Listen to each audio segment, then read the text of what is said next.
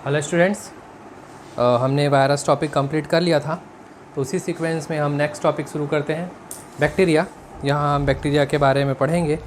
Bacteria से related question देखें कि कौन से क्वेश्चन एग्ज़ाम में बार बार पूछे जा रहे हैं। So let's start a new topic, bacteria, जिसे हिंदी में कहा जाता है जीवाणु। ओके, तो पहले हम इसके बारे में कुछ फैक्ट देखेंगे कि कौन कौन से इसके इंट्रोडक्टरी फैक्ट हैं, उसके बाद पॉइंट टू पॉइंट आगे पहुँचते जाएंगे। तो सबसे पहले देखते हैं कि इसकी खोज किसने की थी। तो जीवाणु की खोज की थी एंटोनी वॉन ल्यूवेनहॉक ने। ठीक है, एंटोनी वॉन ल्यूवेनहॉक। आपको ल्यूवेनहॉक भी देगा तब भी सही है। तो जीवाणु या बैक्टीरिया की खोज किसने की थी? ल्यूवेनहॉक ने की थी। ठीक है, उसके बाद इस शब्द बैक्टीरिया शब्द का प्रयोग किसने किया? तो एहरेनबर्ग ने किया। किसने किया? एहरेनबर्ग ने किया। तो पहला पॉइंट क्या कि bacteria was discovered by the Leeuwenhoek and the term bacteria was coined by Ehrenberg. Bacteria की खोज किसने की थी? ल्यूवेनहॉक ने की थी। और बैक्टीरिया के लिए शब्द पहला प्रयोग किसने किया? एहरेनबर्ग ने किया। क्लियर? फिर आगे देखते हैं कि बैक्टीरिया क्या है। तो बैक्टीरिया एक सरल एक कोशिकीय आद्य जीव है। बैक्टीरिया क्या है? एक सिंपल यूनिसेलुलर, जो एक ही कोशिका एक सेल का बना हुआ होगा, प्रिमिटिव ऑर्गेनिज्म है। तो बैक्टीरिया जीवाणु क्या है? एक सरल है, मतलब उसकी जो स्ट्रक्चर है वो कॉम्प्लेक्स नहीं है, सिंपल स्ट्रक्चर्स है। उसके सेल के अंदर जो साइटोप्लाज्मा है उसमें ना तो माइटोकॉन्ड्रिया पाई जाती है, ना तो एंडोप्लाज्मिक रेटिकुलम पाया जाएगा, ना तो जो है डेवलप्ड सेल ऑर्गेनेल, विकसित कोशिकांग बैक्टीरिया के अंदर नहीं पाए जाते हैं। तो कैसा है? सरल है। ये जैसे अगर एक बैक्टीरिया है तो इसके अंदर इसके अंदर जो साइटोप्लाज्म भरा होगा कोशिका द्रव्य, ना तो इसमें माइटोकॉन्ड्रिया होगी, ना तो एंडोप्लाज्मिक रेटिकुलम, ना तो दूसरे विकसित कोशिकांग होते हैं। तो कैसा है? ये केवल एक कोशिका का बना हुआ है। और कैसा है? आद्य जीव है, मतलब जब जीवन की शुरुआत होती है तब से ये जिस रूप में है उसी रूप में आज भी विकसित है, मतलब बहुत पहले से ये पाया जाता है। तो कैसा है? सरल है, एक कोशिकीय आद्य जीव है। फिर जो जीवाणु या बैक्टीरिया होते हैं वो पेड़ पौधों में भी होते हैं, वो मनुष्यों में भी होते हैं, वो पशुओं को भी प्रभावित करते हैं, वो पक्षियों को भी प्रभावित करते हैं। क्लियर? तो जो बैक्टीरिया है वो पेड़ पौधों में भी होगा, मनुष्य यानी ह्यूमन बींग में भी होगा, प्लांट्स में भी होगा, एनिमल में भी होगा और बर्ड्स में भी होगा। सभी को क्या करते हैं? ये संक्रमित या प्रभावित करते हैं। अब इसका अगर पोषण के आधार पर देखा जाए अकॉर्डिंग टू इट्स न्यूट्रिशन, तो ये कैसा होता है? तो सबसे पहले ये परजीवी होते हैं। परजीवी मतलब पैरासाइट, मतलब ये दूसरे जीव के ऊपर निर्भर रहेंगे, अपने होस्ट के ऊपर क्या हो जाते हैं? निर्भर रहते हैं और उससे अपना न्यूट्रिशन गेन कर सकते हैं, उससे अपना पोषण प्राप्त कर लेते हैं। जैसे अमरबेल, अमरबेल किसी दूसरे पौधे के ऊपर रहेगा, उसके ऊपर आश्रित है, उससे अपना भोजन लेता है। Parasite which will depend on another host, on another creature for their nutrition, that will be known as parasite. तो जो बैक्टीरिया है वो कैसा होता है? परजीवी भी होता है। दूसरा होता है मृतोपजीवी, सैक्रोफाइट। क्या होता है? मृतोपजीवी, जिसे कहा जाता है सैक्रोफाइट। मतलब ये जो डेड, वो हो सकता है डेड जो है वो मनुष्य, मृत मनुष्य है, पेड़ पौधे हैं या पशु पक्षी मृत होंगे, उस पर भी क्या कर लेता है? ग्रोथ कर लेता है। तो ऐसे जीव जो अपने भोजन के लिए किसी मृत यानी कि डेड क्रिएचर या डेड जो है वो प्लांट हो सकता है, ह्यूमन बींग हो सकता है, बर्ड्स एनिमल, कि उस पर डिपेंड रहेंगे, तो क्या कहलाएगा? मृतोपजीवी कहलाएगा। उसके बाद ये कैसे होते हैं? पोषण के आधार पर अकॉर्डिंग टू देयर न्यूट्रिशन। सहजीवी भी होते हैं, सिम्बायोटिक। कैसे होते हैं? सिम्बायोटिक भी होते हैं, मतलब ये किसी दूसरे जीव पर से पोषण भी प्राप्त करेगा और उसको नुकसान नहीं पहुंचाएगा, उसको फायदा पहुंचाएगा। तो ये कैसा होता है? सहजीवी होता है। तो प्री के हिसाब से आपसे पूछ सकता है कि जो बैक्टीरिया जीवाणु होते हैं पोषण के आधार पर कैसे हैं? परजीवी यानी कि पैरासाइट है, मृतोपजीवी सैक्रोफाइट होता है, सहजीवी यानी कि सिम्बायोटिक है। According to the nutrition, the bacteria are parasite, saprophyte, symbiotic, all of this। तो ये कैसा होता है? all of this है। तो इसके बारे में देखा, इसकी खोज किसने की? ल्यूवेनहॉक ने की। बैक्टीरिया शब्द का प्रयोग सबसे पहले किसने किया? विच क्वाइन द टर्म बैक्टीरिया? एहरेनबर्ग। कैसे हैं? सरल हैं, एक कोशिकीय आद्य जीव हैं, सिंपल यूनिसेलुलर प्रिमिटिव ऑर्गेनिज्म है, जो पेड़, मनुष्य, पशु पक्षियों को प्रभावित करते हैं। पोषण के आधार पर ये परजीवी, मृतोपजीवी और सहजीवी हैं, पैरासाइट, सैक्रोफाइट और सिम्बायोटिक है। क्लियर?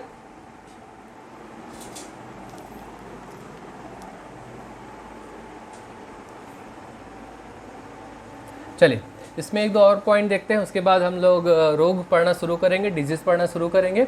तो और देखा जाए तो जैसे ये कोशिका है, एक छोटी सी कोशिका होती है, तो इस कोशिका में उसका पावर हाउस क्या कहलाता है? माइटोकॉन्ड्रिया कहलाएगा। इसका पावर हाउस क्या कहलाएगा? माइटोकॉन्ड्रिया। इसके अंदर जो कोशिका द्रव्य भरा होता है ना, वो कहलाएगा कोशिका द्रव्य, जिसको मैं कह सकता हूँ साइटोप्लाज्मा। इसके अंदर ये माइटोकॉन्ड्रिया है, माइटोकॉन्ड्रिया। और दूसरे विकसित कोशिकांग हो सकते हैं, जैसे कि लाइसोसोम हो सकता है और एंडोप्लाज्मिक रेटिकुलम हो सकता है। तो हमने क्या देखा कि बैक्टीरिया कैसा है? सरल है, सिंपल है। दूसरा एक कोशिकीय है, यूनिसेलुलर है। तो इसमें बैक्टीरिया का जो साइटोप्लाज्म है, बैक्टीरिया के साइटोप्लाज्म में, तो बैक्टीरिया के साइटोप्लाज्म में क्या नहीं रहता है? तो क्या नहीं रहेगा? माइटोकॉन्ड्रिया नहीं रहता है, जिसे हम कोशिका का पावर हाउस कहते हैं। दूसरा, इसमें एंडोप्लाज्मिक रेटिकुलम नहीं रहता है। और दूसरे विकसित कोशिकांग, जिसे हम कहते हैं सेल ऑर्गेनेल, क्या कहेंगे? Cell organelle. दूसरे विकसित कोशिकांग फॉर एग्जांपल लाइसोसोम है, एंडोप्लाज्मिक रेटिकुलम है ना, ये सब इसमें नहीं पाए जाते हैं, इसमें नहीं पाए जाते हैं। क्यों? क्योंकि एक ऐसा है, एक सरल और एक कोशिकीय, सिंपल और यूनिसेलुलर ऑर्गेनिज्म या सेल। क्लियर? समझ में आए? इसमें एक और पॉइंट देखते हैं कि क्या बैक्टीरिया कहाँ कहाँ रह सकता है। तो बैक्टीरिया स्थल में भी रह सकता है, बैक्टीरिया वायु में भी रह सकता है, बैक्टीरिया जल में भी रह सकता है। मतलब ये लैंड में भी हो सकता है, ये एयर में भी रह सकता है और ये वाटर में भी रह सकता है। मतलब बैक्टीरिया कैसा है? सर्वव्यापी है। क्या ये केवल एक ही जगह पर पाया जाएगा? नहीं, ये सभी जगहों पर पाया जा सकता है। मतलब बैक्टीरिया कैसा होता है? Nature wise universal. तो इसकी ऑक्यूपेंसिया कहाँ पाया जाता है? तो ये स्थल में भी, यानी कि लैंड में, वायु एयर में, जल वाटर में पाया जाता है। ये मतलब ये यूनिवर्सल है, ये सभी को प्रभावित या संक्रमित कर सकता है। ये हो गया इसके बारे में इंट्रोडक्शन। अब हम लोग एक एक डिजीज़ के बारे में देखते जाते हैं कि इसका बैक्टीरिया जो है वो कैसे प्रभावित करता है और उसका क्या नाम है। तो वायरस का देखा था जैसे हमने, वैसे ही ये बैक्टीरिया भी है। इसमें आपको देखना है कि सबसे पहले तो इम्पॉर्टेंट है, ये पता होना चाहिए कि ये बैक्टीरियल डिजीज़ है, जीवाणुजन्य रोग है कि विषाणुजन्य रोग है। तो सबसे पहले हम लेते हैं हैजा।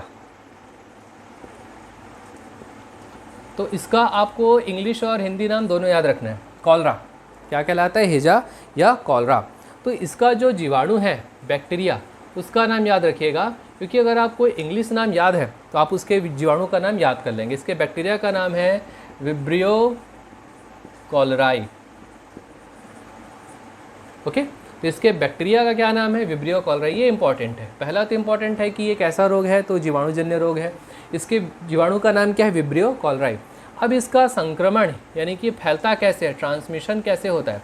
तो इसका जब ट्रांसमिशन देखा जाए तो ये संक्रमित जल और संक्रमित भोजन से होता है, वाटर एंड फूड से होगा। ठीक है, कंटामिनेटेड वाटर एंड फूड से प्रभावित होगा। हमने पढ़ा था कि बैक्टीरिया जो है वाटर में रह सकता है, ठीक है, तो और ये संक्रमित भोजन में भी रह सकता है। तो जब पानी में और खाने में विब्रियो कॉलराई बैक्टीरिया पाया जाएगा और इस विब्रियो कॉलराई वाले बैक्टीरिया युक्त पानी और भोजन को कोई दूसरा स्वस्थ मनुष्य खाता है तो किससे प्रभावित हो जाएगा? कॉलरा से प्रभावित होगा। इसमें क्या क्या लक्षण दिखाई देते हैं हमें? तो इसमें पेशेंट को दस्त होता है, लूज मोशन, क्या दिखाई देगा? लूज मोशन होता है। दूसरा, उससे उल्टी वोमिटिंग होगा और पेशेंट क्या हो जाता है? का डिहाइड्रेशन हो जाएगा। क्लियर? तो पहला हो गया हैजा, कॉलरा। तो इसके बैक्टीरिया का नाम विब्रियो कॉलराई। ट्रांसमिशन किसके थ्रू होता है? संक्रमण दूषित पानी और भोजन से होगा। लक्षण क्या दिखाई देते हैं? दस्त, उल्टी और निर्जलीकरण, डिहाइड्रेशन। पेशेंट के शरीर में पानी की मात्रा कम हो जाती है। ये हो गया पहला। अब देखते हैं दूसरा डिजीज़, दूसरा रोग। पहला हैजा, दूसरा देखते हैं प्लेग।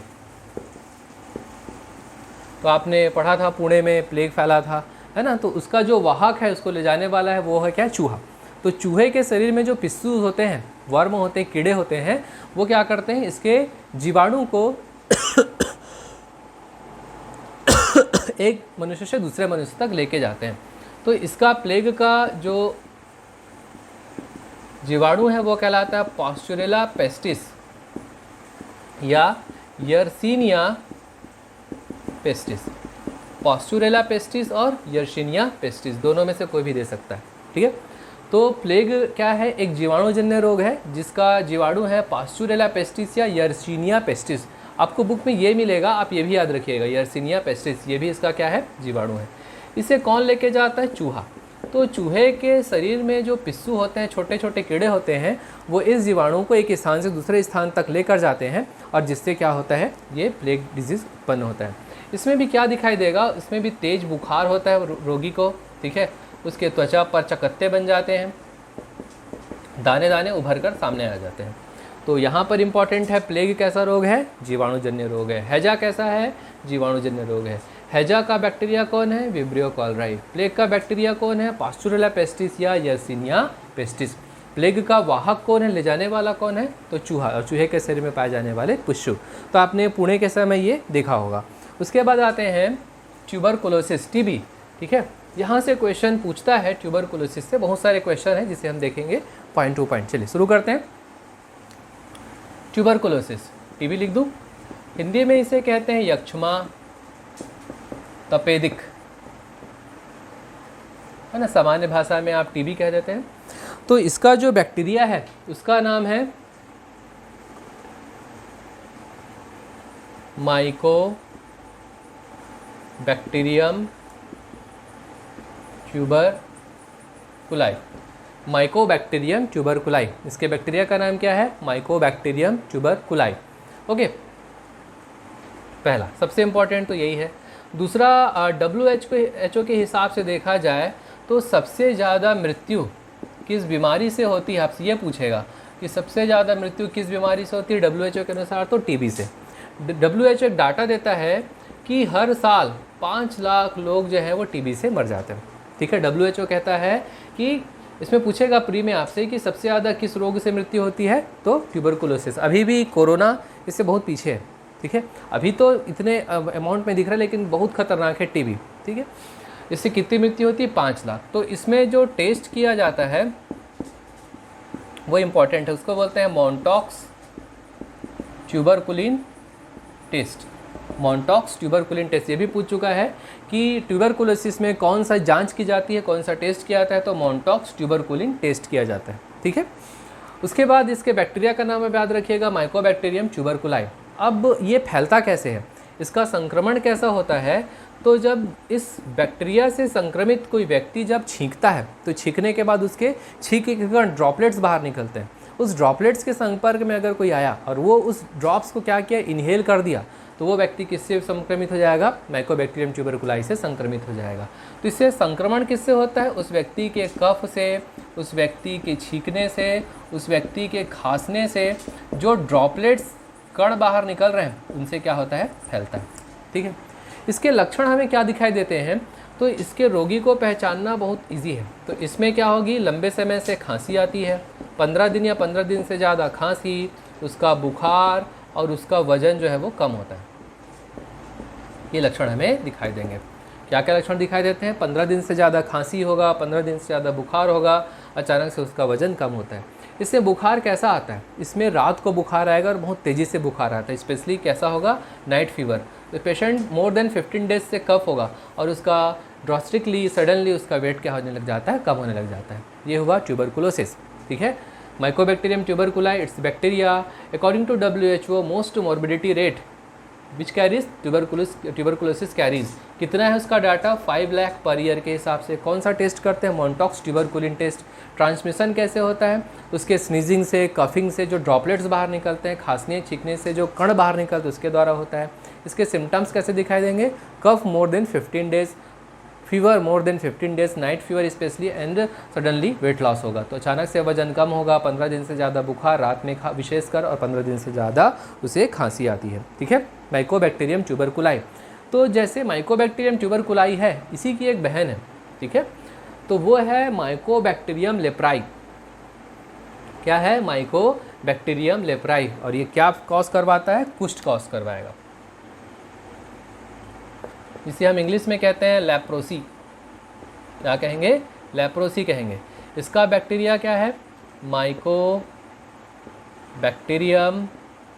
Leprae, Mycobacterium leprae. तो जब ये माइकोबैक्टीरियम लेप्राई किसी स्वस्थ मनुष्य के कि उसके त्वचा पर पहुंचता है तो उससे क्या हो जाएगा, कुष्ठ हो जाएगा। ऐसा कैसे होता है कि जो माइकोबैक्टीरियम लेप्राई जब किसी स्वस्थ मनुष्य के त्वचा पर पहुंचता है तो वहाँ ये अपना कॉलोनी बनाने लगता है, और कॉलोनी बनाने लगेगा और वुंड बनाने लग जाता है, और जब वो वुंड बनता है तो उससे कुछ फ्लूइड द्रव बाहर निकलेगा, और वो द्रव अगर किसी दूसरे स्वस्थ मनुष्य के त्वचा में पहुंच जाएगा तो उसे क्या कर सकता है, संक्रमित कर सकता है। इसी को हम क्या कहते हैं, कुष्ठ या लेप्रोसी। ठीक है, तो इसका भी संक्रमण किससे होता है, उस संक्रमित फ्लूइड से होता है, द्रव से होता है।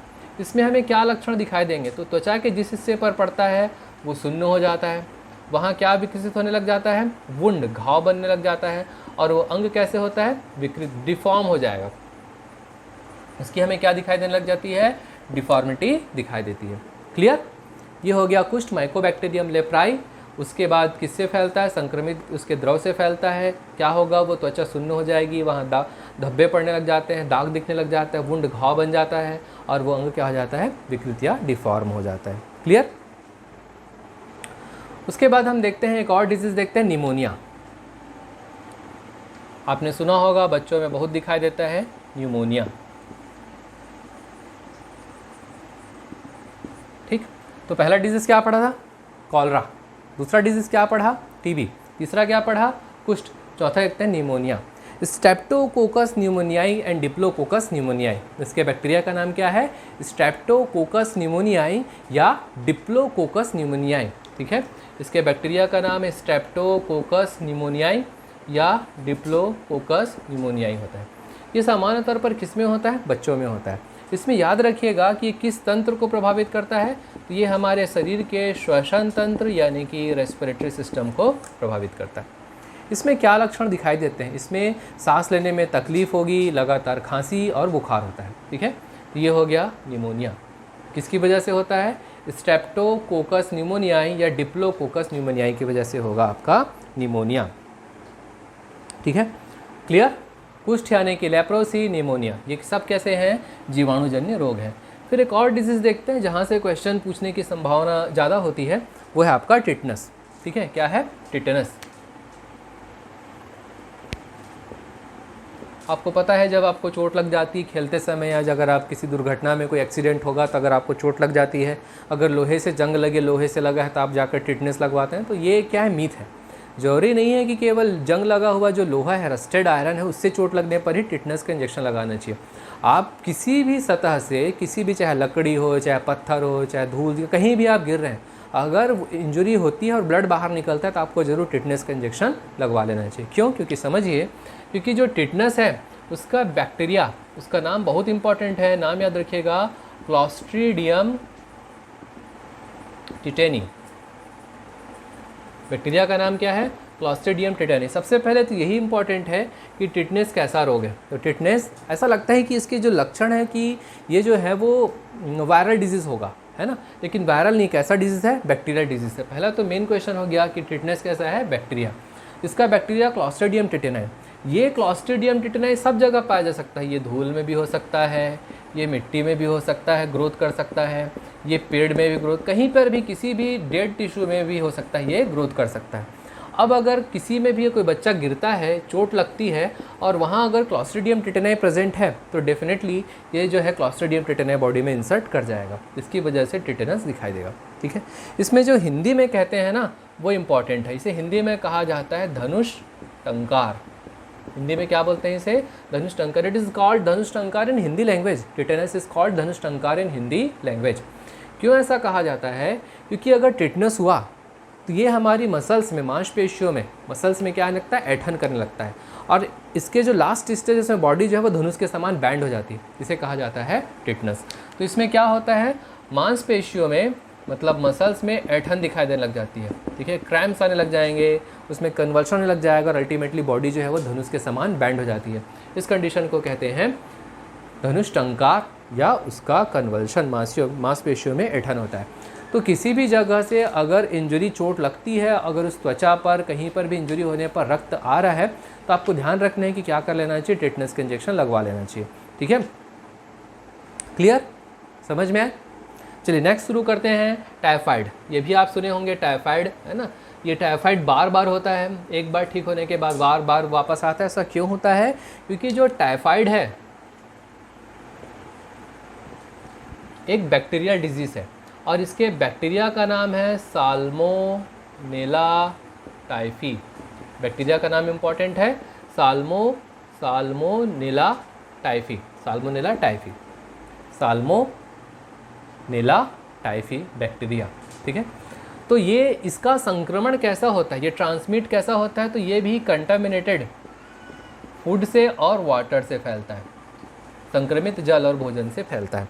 तो आपने देखा होगा कि स्लम एरिया है या ऐसा जगह जहाँ का पानी ठीक नहीं है, या रोड साइड फूड है, या जहाँ का फूड जो है वो प्रॉपरली हाइजीन नहीं है, हाइजीन मेंटेन नहीं होता है, वहाँ ज़्यादा दिखाई देता है। और स्पेशली जो है ये जो बैक्टीरिया है वो किस में ग्रोथ करता है, वाटर में ग्रोथ करता है। तो अगर पानी ख़राब है तो आपको ये दिखाई देगा, रोग बार बार जो है रिलैप्स होकर वापस आता है। इसे कहते हैं टाइफाइड, वाटर और कंटामिनेटेड फूड से होता है। इसमें भी क्या लक्षण दिखाई देंगे, इसमें भी बुखार आता है पेशेंट को। ठीक है, और ये जो साल्मोनेला टाइफी है वो जाकर हमारे आंत में मतलब इंटेस्टाइन में ग्रोथ करता है, इसीलिए इसमें क्या होता है, तेज पेट दर्द होता है। क्लियर, कहाँ रहता है ये, इसका बैक्टीरिया इंटेस्टाइन, आंत में रहता है। ठीक, टाइफाइड का हिंदी नाम है, बड़ा ही अच्छा नाम है, जिसे कहते हैं मोती झरा। टाइफाइड का हिंदी नाम क्या है, मोती झरा।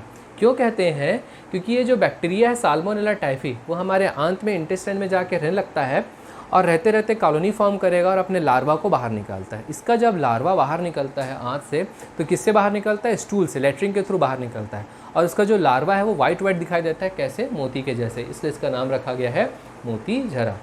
इसको प्रभावित करता है इंटेस्टाइन को। क्या याद रखना है, पहला याद रखना है कि टाइफाइड कैसा रोग है, बैक्टीरियल डिजीज़ है। इसको इसे किस अंग को प्रभावित करता है, तो इंटेस्टाइन को प्रभावित करता है। इसके बैक्टीरिया का नाम क्या है, साल्मोनेला टाइफी है। क्लियर। फिर एक और डिजीज़ देखते हैं, पर्ट्यूसिस, या जिसे हम कहते हैं वूफिंग कफ। हिंदी में कहते हैं कुकुर खांसी, इंग्लिश में कहते हैं इसे वूफिंग कफ या पर्ट्यूसिस। बच्चों में ये दिखाई देता है वूफिंग कफ या पर्ट्यूसिस। ठीक है, तो इसका जो बैक्टीरिया है वो है हीमोफिलस पर्ट्यूसिस, हीमोफिलस पर्ट्यूसिस। क्या कहलाता है, हीमोफिलस पर्ट्यूसिस। इसके बैक्टीरिया का नाम है हीमोफिलस पर्ट्यूसिस। तो ये सेम वैसे ही है कि अगर कोई व्यक्ति है ना किसी इस बैक्टीरिया से प्रभावित है, हीमोफिलस पर्ट्यूसिस से प्रभावित है, और जब वो खांसता है तो खांसेगा तो खांसने पे जो लार है ना वो बाहर निकलेगा, सलाइवा जो है वो कुछ बाहर निकलेगा। तो वो जब बाहर निकलेगा तो छोटे छोटे कण के रूप में बाहर निकलेगा, जिसे हम कहेंगे उसका ड्रॉपलेट्स। तो अगर उस ड्रॉपलेट्स में हीमोफिलस पर्ट्यूसिस है तो दूसरे व्यक्ति को प्रभावित कर सकता है। और इसमें जो व्यक्ति है वो उसको कैसी आती है, सूखी खांसी, ड्राई कफ आएगा, खांसने पर बलगम नहीं आता है, सूखी खांसी आएगा, सांस लेने में तकलीफ हो जाती है, उसका दम भर जाता है। ये लक्षण इसमें दिखाई देते हैं। तो ऐसा लगता है कि जैसे वो डॉग की तरह, कुत्ते की तरह खांस रहा है, इसलिए इसे नाम दिया गया क्या, कुकुर खांसी, हीमोफिलस पर्ट्यूसिस। ठीक है, बैक्टीरिया का नाम याद रखिएगा, वूफिंग कफ या पर्ट्यूसिस का बैक्टीरिया कौन सा है, हीमोफिलस पर्ट्यूसिस है।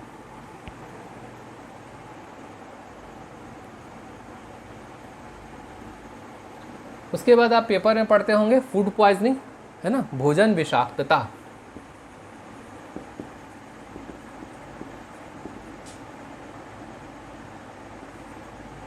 फूड पॉइजनिंग, भोजन विषाक्तता। तो ये होता है साल्मोनेला बेसिलाई, साल्मोनेला बेसिलाई किससे होता है, बैक्टीरिया से होता है, साल्मोनेला बेसिलाई। तो मान लिया जाए कि ऐसा भोजन है जिसमें प्रॉपरली उसके हाइजीन मेंटेन नहीं किया गया है, कोई भी फूड उसमें ऑलरेडी जो है साल्मोनेला बेसिलाई बैक्टीरिया ग्रोथ कर रहा है, या फूड बनने के बाद उसे कुछ समय तक रख दिया गया और उसमें साल्मोनेला बेसिलाई जो है वो ग्रोथ कर गया, तो अब ये फूड क्या हो गया, कंटामिनेटेड हो गया, संक्रमित हो गया, जब उसमें साल्मोनेला बेसिलाई क्या है, पाया जाने लग जाएगा। तो जब ऐसे संक्रमित भोजन को जिसमें साल्मोनेला बेसिलाई है, ठीक है, तो इसे अगर कोई स्वस्थ मनुष्य खाएगा तो उसे क्या होगा, उल्टी होगा, वोमिटिंग, उसे दस्त होगा, और इतना ज़्यादा उल्टी और दस्त होगा उसके शरीर का पूरा पानी चला जाएगा। इस कंडीशन को बोलेंगे डिहाइड्रेशन, निर्जलीकरण, और अल्टीमेटली उसकी क्या हो जाएगी, डेथ हो जाएगी। तो फूड पॉइजनिंग किससे होता है, साल्मोनेला बेसिलाई से होता है। तो ये करंट का टॉपिक है, ऐसा टॉपिक है जो आपको बार बार पूछता है, तो इसे याद रखिएगा। ठीक है, उसके बाद ये फूड पॉइजनिंग हो गया। एक और कंडीशन है गोनोरिया। गोनोरिया ये एक्चुअली एसटीडी है, सेक्सुअल ट्रांसमिटेड डिजीज़ है, जो अनप्रोटेक्टेड सेक्स से क्या होता है, एक पेशेंट से दूसरे पेशेंट में कैरी करता है। तो गोनोरिया तो कैसा है, बैक्टीरियल डिजीज़ है। तो गोनोरिया के बैक्टीरिया का नाम है निजेरिया गोनोराई, निजेरिया गोनोराई, जो असुरक्षित यौन संक्रमण से एक मनुष्य से दूसरे मनुष्य में फैलता है। इसका हिंदी नाम है सुजाक। क्या कहते हैं इसे? सुजाक। हिंदी नाम है इसका सुजाक। तो गोनोरिया क्या है? सेक्सुअली ट्रांसमिटेड डिजीज़ है, हिंदी नाम है इसका सुजाक, और इसके बैक्टीरिया का नाम है निजेरिया गोनोराई। उसके बाद एक और सेक्सुअल ट्रांसमिटेड डिजीज़ दिखाई देती है जो कहलाता है सिफिलिस। क्या कहलाता है? सिफिलिस कहलाएगा। क्लियर? क्लियर? सिफिलिस ये भी कैसा है? सेक्सुअल ट्रांसमिटेड डिजीज़ है, लेकिन इसके बैक्टीरिया का नाम है, आप रखिएगा, इसके बैक्टीरिया का नाम है ट्रेपोनियम पैलेडियम। इसके बैक्टीरिया का नाम है ट्रेपोनियम पैलेडियम। बैक्टीरिया कौन सा है? ट्रेपोनियम पैलेडियम। क्लियर? तो ये जो आपको दिखाई दे रहा है जो सिफिलिस है, ये भी सेक्सुअल ट्रांसमिटेड डिजीज़ है, असुरक्षित यौन संक्रमण से फैलता है, और इसके बैक्टीरिया का नाम है ट्रेपोनियम पैलेडियम। क्लियर? असुरक्षित यौन।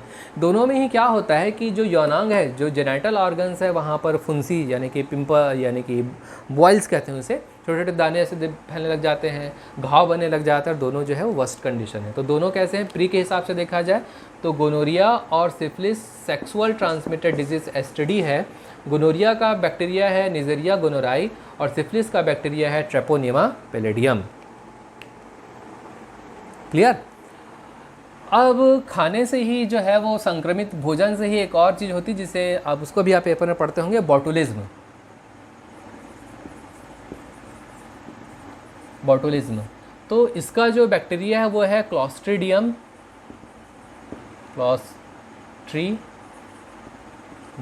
बोटेलिनम। क्लॉस्ट्रीडियम बोटेलिनम, जिससे एक रोग होगा जो कहलाता है बॉटुलिज्म। ये भी किससे होता है? संक्रमित भोजन से होगा। अगर संक्रमित भोजन है तो डेफिनेटली उल्टी होगा, दस्त होगा और निर्जलीकरण डिहाइड्रेशन होगा। तो ये कहलाता है बॉटुलिज्म या क्लॉस्ट्रीडियम बोटुलिज्म। उसके बाद एक और रोग दिखाई देता है जो है डिप्थीरिया। ये बच्चों में पाया जाने वाला रोग है डिप्थीरिया।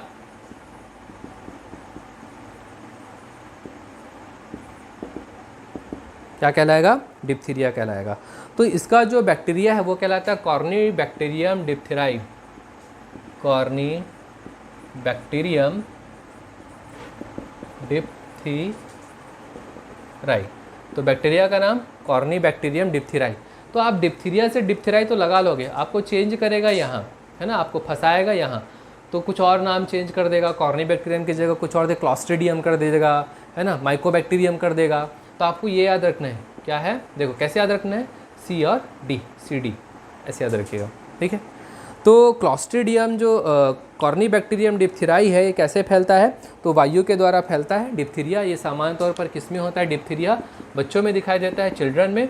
और इसमें क्या होती है? इसमें ब्रीदिंग डिफ़िकल्टी, मतलब सांस लेने में तकलीफ होगी, ठीक है, ब्रीदिंग डिफ़िकल्टी, सांस लेने में तकलीफ होता है डिप्थीरिया। ठीक, किस में होगा? सामान्य तौर पर बच्चों में होता है। बैक्टीरिया का कॉर्नीबैक्टीरियम डिप्थीराई है। कैसे फैलता है? वैसे ड्रॉपलेट, खांसने से या छींकने से जो कण बाहर निकलते हैं उसके द्वारा फैलेगा। और इसमें क्या दिखाई देता है? ब्रीदिंग डिफ़िकल्टी दिखाई देती है, ठीक है। तो ये हो गया डिप्थीरिया। तो आपको 3 चीज़ें याद हुई, डिप्थीरिया पढ़े, उसके बाद पर्ट्यूसिस पढ़े और टिटेनस पढ़े। तीनों क्या है? बैक्टीरियल डिजीज़ है। तो इसके लिए जो टीका लगता है डीपीटी, ये क्या है? इसका ट्रिपल वैक्सीन, ट्रिपल जो है वो ट्राईवेलेंट वैक्सीन है, जिसमें D for diphtheria Corynebacterium diphtheriae, P for pertussis, है ना, वुफिंग कफ, ठीक है, उसके बाद T for tetanus Clostridium tetani. तो इन तीनों बैक्टीरिया से बचने के लिए जो टीका लगाया जाता है उसे हम क्या कहते हैं? डीपीटी। क्या कहते हैं? डीपीटी। इसमें कितने हैं, कितने वैक्सीन हैं, कितने रोगों से बचाता है? 3 से, D for diphtheria, P for pertussis और टी फॉर टिटेनस से ये बचाता है, ट्रिपल है, ठीक है। उसके बाद देखते हैं टीबी। ये इंपॉर्टेंट है, टीबी का क्वेश्चन पूछ चुका है कई बार। तो जो टीबी से बचाव के लिए वैक्सीन है ये कहलाती है BCG। आपसे पूछेगा कि BCG वैक्सीन किससे रिलेटेड है? तो BCG वैक्सीन किससे रिलेटेड है? टीबी से रिलेटेड है, ठीक है। ये तो चीज़ें समझ में आई। BCG वैक्सीन किससे रिलेटेड है? टीबी से है। अब इसका फुल फॉर्म होता है बेसिलस कैलमेटी-ग्विरिन। इसका फुल फॉर्म क्या है? B for bacillus Calmette Guerin. इसका फुल फॉर्म भी याद रखिएगा। इसे क्या कहा गया है? बेसिलस कैलमेटी-ग्विरिन कहा गया। BCG का फुल फॉर्म है बेसिलस कैलमेटी-ग्विरिन, ठीक। उसके बाद एक और पढ़ा होगा भी, है ना, बायोलॉजिकल वेपन के लिए प्रयोग होता था एंथ्रैक्स। तो एंथ्रेक्स जो जीवाणु है वो, इसका एंथ्रेक्स का जीवाणु किसमें पाया जाता था? पशुओं में पाया जाता था। ठीक है, तो ये एंथ्रेक्स जो है वो बेसिलस एंथ्रेसिस, इसके बैक्टीरिया का नाम क्या है? Bacillus anthracis.